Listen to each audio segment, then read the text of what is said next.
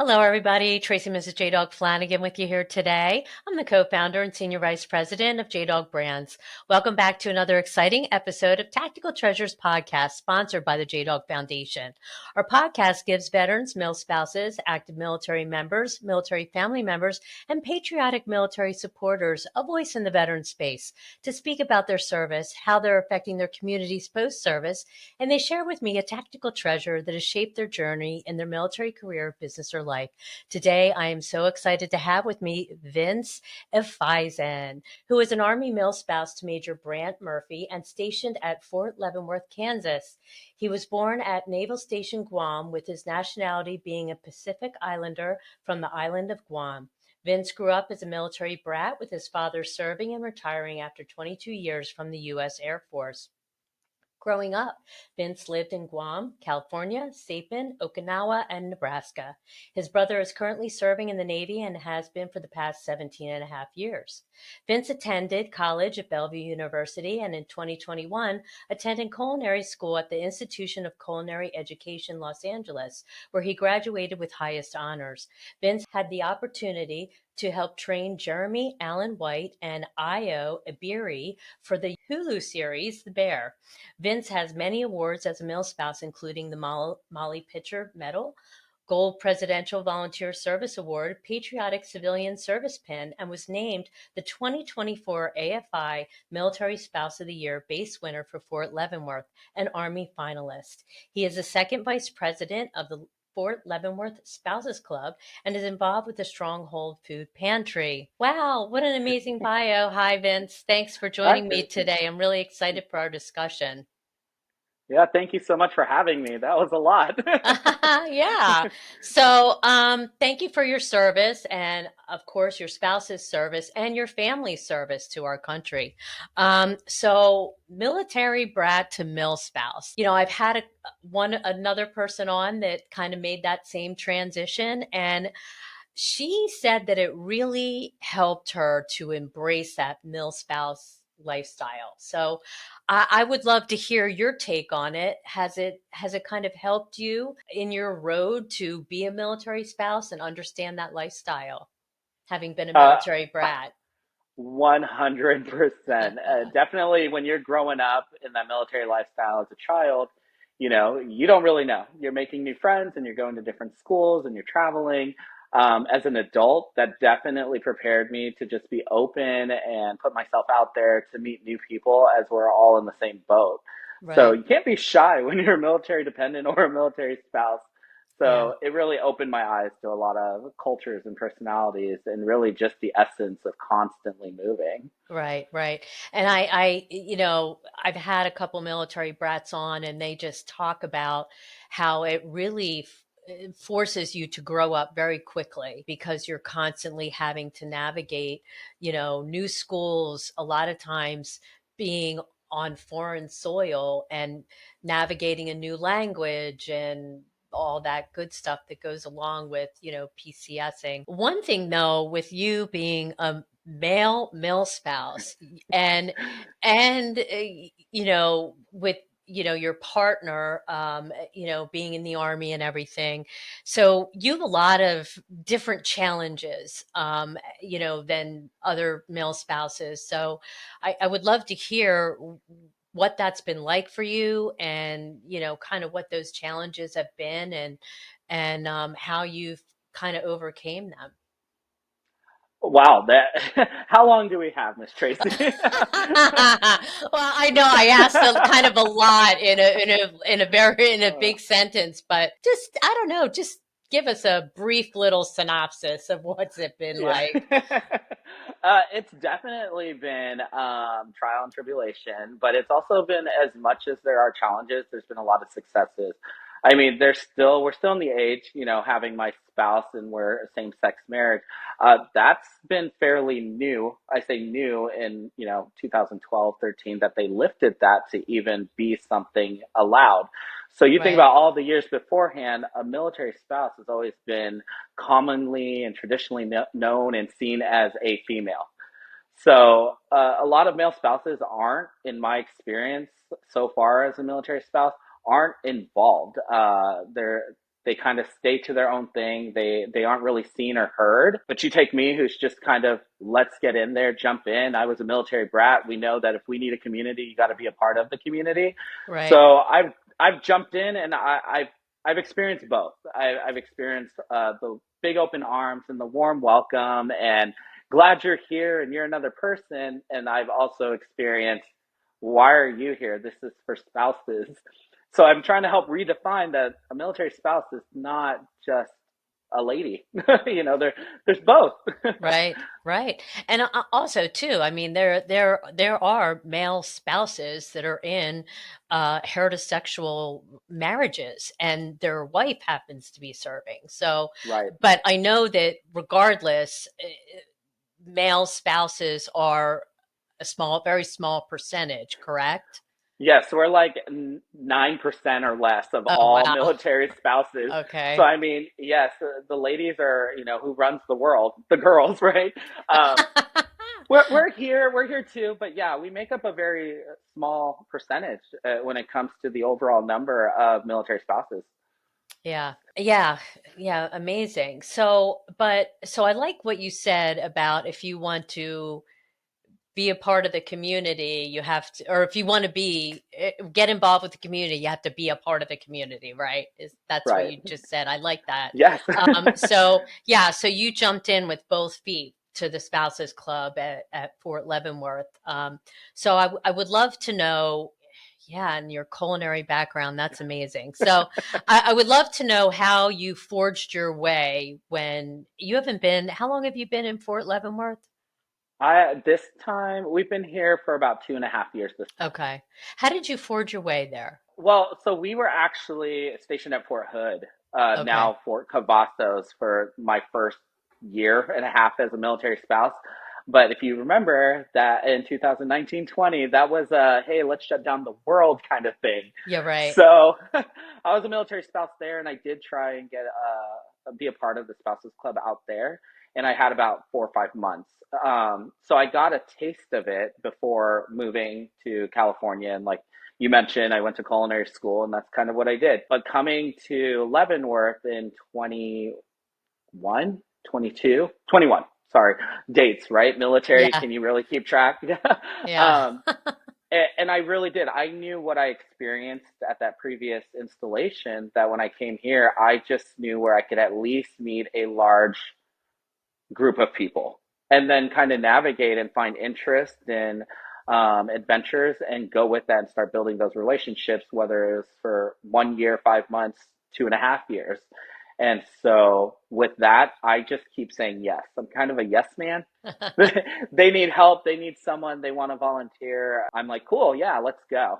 Yeah. Because I cannot sit still. I need to make sure I'm constantly moving, because I don't want to live in a, what I call the COVID life, where it's Right. so isolated and Yeah. disengaged. So that's kind of how I forged my way through. Is the first year I was here, I was just a member of the club. Um, and then last year and this year, I became the second VP, which again forces me to be in front of people and meet new people. Sure, sure. So talk to me about and I've had a lot of mill spouses on, and I think, you're kind of the first that's really a part of a spouses club, and you're actually the second president of one of it.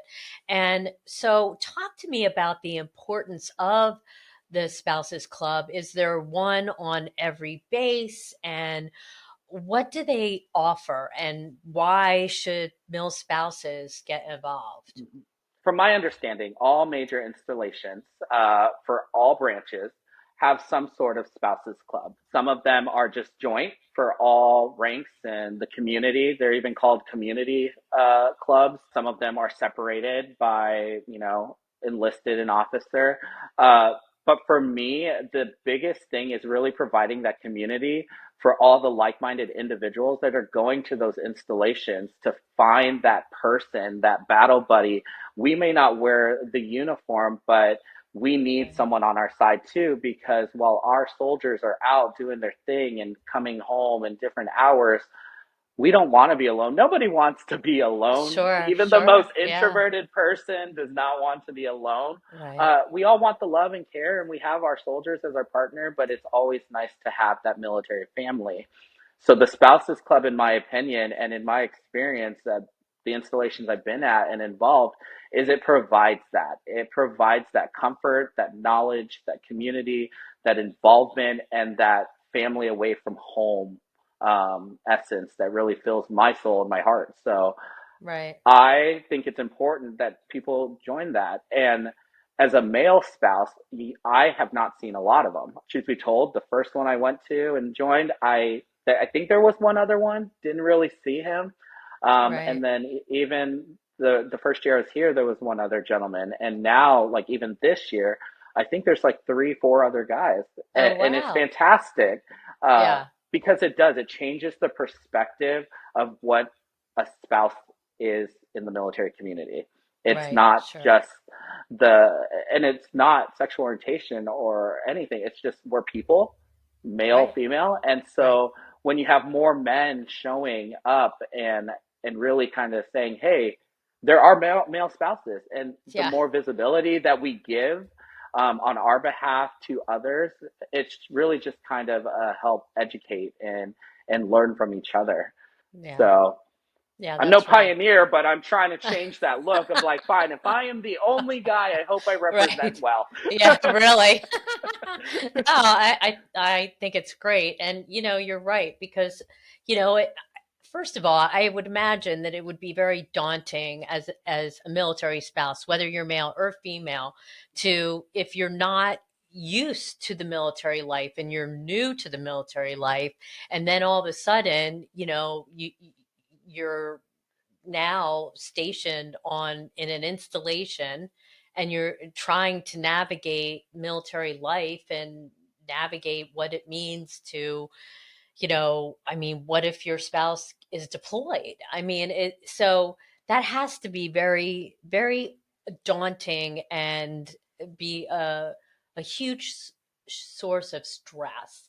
So to know that there's a support system where there's people who know exactly what I'm going through and understand, what I'm feeling and can actually help me navigate. It has to be amazing, I think. Oh, it's definitely helped me. I can, with all sincerity, like it's genuine and gratitude that I have met some of the closest people through this club that I consider sisters, to where they're, and brothers. I mean, I've met a few gentlemen as well, to where their kids are like my nieces and nephews, and that's kind of what it is we need that family. Yeah, And right.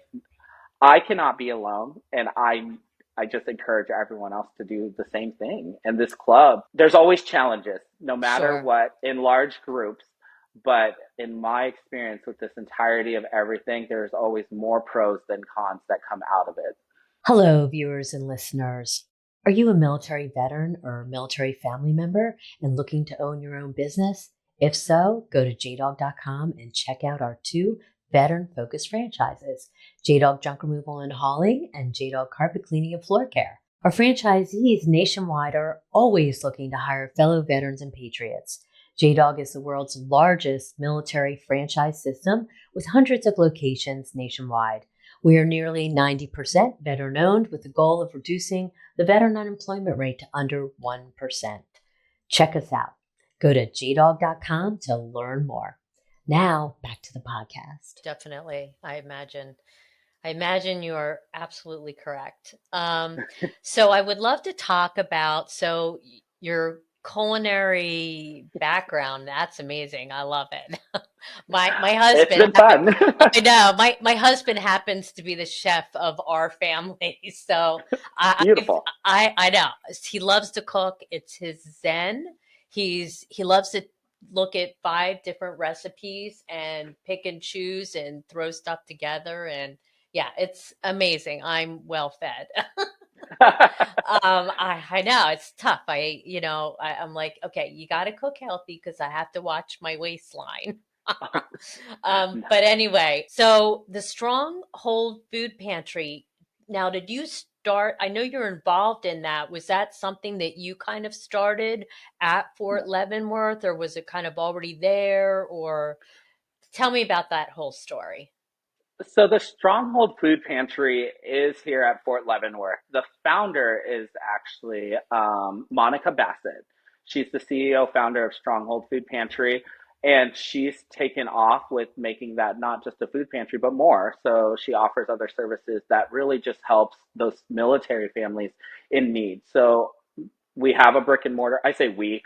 There is a brick and mortar here in Leavenworth and in Okay. Fort Leonard Wood, Missouri. I had met her through the Spouses Club.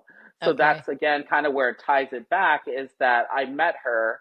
I don't work in a restaurant. I still travel a lot. I still work full time and I volunteer a lot. So um, I can't work in a restaurant.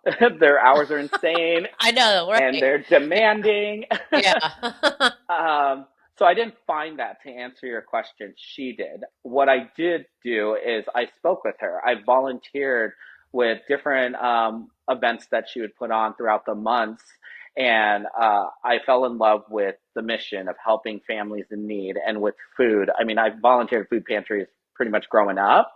Right. And I wanted to use the culinary skills that I had. And I approached her and we talked and I said, hey, what can I do to do more to help with this? And last year, she had brought in a chef for a cooking series, which kind of educates families that are receiving some of these groceries on simple tasks and skills just to, hey, food insecurity doesn't have to be so sad. You know, we're all here, we're a community, let's help and let's do it more and let's have fun with it. So I got to help Chef Jordan last year by doing it. And so now this year, I am the chef that's going to be doing those cooking series on a monthly basis while I'm Oh, here in wow. Leavenworth as a partnership. So I'm just helping Monica and Stronghold Food Pantry with the local Leavenworth one. But I mean, Stronghold reaches out to families globally. I'm just, Okay. that's just my culinary skill, is what I'm using here to do that for the cooking series. Oh, wow. Wow, that's really great. So, when you say that they reach out globally, how do they do that if there's not like a brick and mortar? Because Yeah. there's only a couple physical locations and a couple installations, correct? Like five or so? There's two brick and mortars Oh, only, the okay. Fort Leavenworth and Fort Leonard Wood. Okay. However, to answer that question, the global, she uses an ambassador program. So Okay. that way, anyone that wants to get involved, they will do pop-ups at these Okay. different locations, Fort Campbell, Fort Knox, JBLM, over in Germany. I know one of her big ambassadors is renowned comedian Ashley Guttermuth, and she does pop-ups and she really kind of brings awareness and help to those locations, and she'll do like a comedy show is what I've seen, as well as these pop-up food pantries. Oh, So wow. the need for the food insecurity that Monica has seen, that I like to be a part of and help, she's making sure to reach globally by those ambassadors. Wow. I see. I see. And That's by great. anyone that wants to get involved, they can be an ambassador for their area. Yeah. Her goal is to basically no military family go hungry. Sure, sure, yeah. And unfortunately, I know that there are those food insecurities that exist in the military. It's Yeah. tragic. That's great information. So now I would love to know, my burning question that I ask all my guests is, I would Uh, love to know your tactical treasure and what you're going to share with us today. oh man, all the treasures. That my tactical treasure that I would say is just being vulnerable and putting yourself out there. At the end of the day, when you think it's something bigger than yourself, which is what I try to do, you actually receive a lot more than what I'm afraid of. And Mm, for me, it's just being vulnerable and going out there. You don't want to miss any opportunity, any moment. We're already going through this journey and this yeah. ride. So let's, YOLO. You only live once. Let's make this once the best times ever. I love it. That's a great tactical treasure. But you know what? It's that is tough to do. It's hard to take that first step, but it's Very. all about taking that first step, right? And allowing yourself to be vulnerable and great things do happen. That's a great treasure. I love it. Very special. Any advice for fellow male spouses struggling with the military lifestyle? And I guess I would also fashion this for just you know male spouses, Hmm. because you guys make up the 9%, and Hmm. like you say, not one shoe fits for everybody, right? Hmm. So any advice for them of how they can integrate into their community and understand the lifestyle? The biggest thing that I could say is you don't have to join Spouses Club and volunteer at everything, but there are so many groups and your neighbors and clubs and activities and hobbies. You just have to go outside. Go outside is the best advice. Whether you're living on post, off post, if you just go outside to something that you enjoy, don't force yourself to go. Like, I mean, I do. I will force myself to go to things I've never done before. Yeah. But if you like cooking or you like, thrifting or hunting or fishing, find that group and get out and you will find another person. And the military community is so small every time you go. I mean, it's huge, but it's so small Right. that you don't know that one person that you share that common interest, and then it's a spider web. Then this guy meets this guy, and that's really kind of how I've done it. I would meet a spouse. It doesn't matter, but when I meet that male spouse, which I'm getting to know another one just recently, to be quite honest, we share the same interest and passion for cooking that we are getting to know each other more. And I'm meeting another male spouse who, likes the outdoors. I'm like, wait, I like the outdoors. And it gets that conversation going. Right. And now we have plans to potentially do more. Uh, so, yeah, the biggest thing I could say to any male spouse is don't remember that we're the minority. Remember that there are so many things out there that you like. Go and do them, and then you'll eventually feel a part of that community. Going back to make it your own, Right. enjoy it. So that's the best thing I could say is just put the shoes on, the flip flops, the loafers, whichever kind of guy you are, get Right. out there and do it. Yeah, I love it. That's great advice.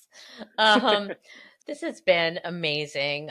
Thank you so much for coming on and sharing, and congratulations on being the military spouse space winner for Oh, Leavenworth. I can certainly see why you've done amazing things in getting yourself involved and volunteering and everything.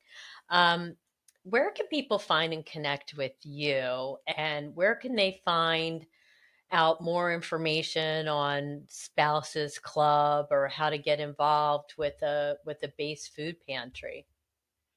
so with information on me, you can find me. Type in my name. I'm on Instagram. I'm on Facebook. I'm on LinkedIn. I also don't mind being a resource. I don't know all the answers, and I love that because the second I know everything, I'm doomed. So I love just learning. So reach out to me. Anyone can reach out to me on any platform. When it comes to the Stronghold Food Pantry, there's a website, strongholdfoodpantry.org. You can learn more on how you can be a supporter, or maybe you want to be an ambassador, or just learn about the mission and how it really helps and goes back to the military families. And the Spouses Club, whatever installation you are, type that installation name, Spouses Club. Something is going to come up, and just start finding it. Majority of these Spouses Club have websites and Facebook. Just show up. Just click on it, check on it. I will share. I don't know if this is okay or not okay, but we have so many sub clubs too that aren't just mommy and me and knit crochet, which guilty pleasure. I'm learning how to crochet. um, but there's bourbon clubs and there's Right, like sure. adventures. So you never know what that is. So click the installation, type your installation in Spouses Club or Community Club. That's the quickest way you're going to get all the details to get out there. And for all male spouses and all spouses, just go and do it. I don't know when I'm going to be in the next area and I want to be friends with you. Oh, that's great advice. I love it. That's great. Um, Vince, this has been amazing. Thank you so much for coming on and sharing. And it's just been amazing. You've been a wealth of information, and your tactical treasure is so special. And I think it's great advice. Just get out there and just do it, like they say in Nike, right? Just do it. I Just do will it. say, like, I would not be the guy I am today if it weren't for the spouses that I had in my corner getting me to this point. Wow. So, otherwise, I was the scared, I'm a male guy. So, Yeah. I really, I mean, I honestly would not even be talking to you had it not been for another spouse, again, being there in my corner. So, Right. Yeah. this really just, it's full circle. It defines what this community really is. Yeah. Doesn't matter who you are. But I really appreciate you having me on this. This has been so much fun. Yeah. Yeah. It's been amazing talking to you. Thank you so much for everything that you shared. Thank you. Take care. Hello, everybody. Thank you for tuning into this episode of Tactical Treasures Podcast. We've just finished up an amazing conversation with Vince Afaisen, who is a military brat turned mill spouse located at Fort Leavenworth, Kansas. He is also the second president of his military spouse club. And I would like to share a little information about military spouse clubs. They actually enhance the local community. They provide scholarships and organize and promote charity events, as well as support fellow spouses. Spouse clubs may be divided by rank, officer, or enlisted on various installations. However, it is common to find a spouse club attached to a particular unit that is open to all spouses. First and foremost, they're social, and secondly, they are a means of community for unit families during deployment or training. Most spouse clubs do require an annual membership fee, anything from $3 to $25. That money is typically put toward operating costs for events. Within a spouse club, you will find a variety of organized events, everything from a wine tasting outing to book clubs to recreational activities. Many spouses elect to join a club because it helps them meet new friends and form relationships, helpful when attending a new base. Military spouses clubs can also offer support where you will find spouses in the exact same position as you are, chiefly that their service member might be deployed with yours or working the same hours. Joining a spouse's club when you PCS is a good way to not only meet new friends but learn the area. Seasoned members might be able to fill you in on the best local hotspots, best times to travel on the roads, and anything unique about your new installation. Most bases have military spouses clubs, so don't be shy, just ask. And if you're interested in getting involved with the Stronghold Food Pantry that we talked about on the podcast with Vince, you can go to strongholdfoodpantry.org. There you can get involved. You can actually donate to the mission. You can actually read all about it, and you can also learn how to become an ambassador. Again, thanks for tuning in. And don't forget, you can find your Tactical Treasures podcast on all your favorite podcast platforms, as well as Vet TV, American Grit, and our dedicated YouTube channel. We are now airing on Reach Across America Radio on Thursdays at 7 p.m. Eastern and Saturdays at 1 p.m. Eastern. You can also find Reach Across America Radio on the iHeartRadio app, the Odyssey app, and the TuneIn app. We are also proud to share that our JDog Foundation is a Reach Across America sponsorship group. For each $17 Veterans Wreath you sponsor, $5 goes directly back to the JDog Foundation, whose mission is to prevent veteran suicide and heal veterans' mental health and PTSD. You can donate right now at reachacrossamerica.org/JDog. Again, thanks for tuning in. We'll see you again on another podcast real soon. Bye-bye now.